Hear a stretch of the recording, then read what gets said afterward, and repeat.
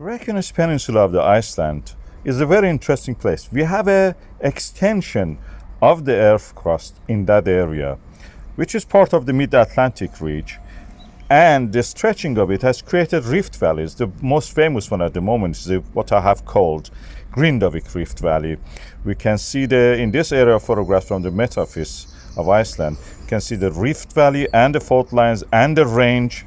This is the top of the fault line and the basin where the drop down of the faults and several faults that are there exist. Simplified version of that is this. What we think is this is the stretching of the lithosphere creates this uplift of the magma and eruption.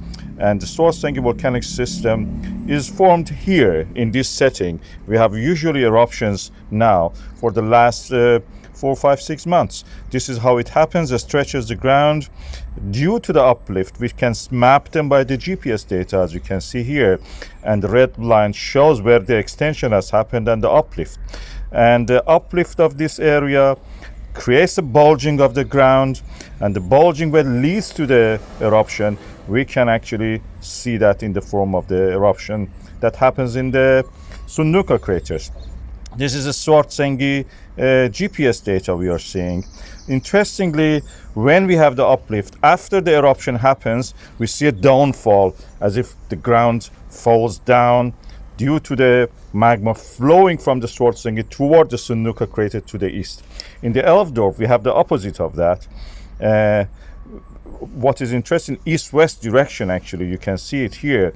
We have a contraction of the ground in the east-west direction, and the moment eruption happens, it starts to stretch back. So what we are seeing in the opposite side of it, in the Grindavík, is the exactly opposite of what happens in the Elfdorf. We see that up to the point of the eruption, the land is actually stretching until the point of the eruption. Then it starts after the eruption to contract. I've tried to show this in this diagram. Extension up to the point of the eruption. Then during the eruption and after that, we have contraction of the ground. This makes sense because the land is rising due to the magma accumulation, so it stretches and then contracts. In the adjacent regions to the opposite side of the fault lines, you will see the opposite of that. When there is extension, you see on that side compression, and the opposite again when it happens. This is an interesting observation. The land is breathing. You can see that the effect of it on the Elfdorf and the Svartsengi and the Grindavík area.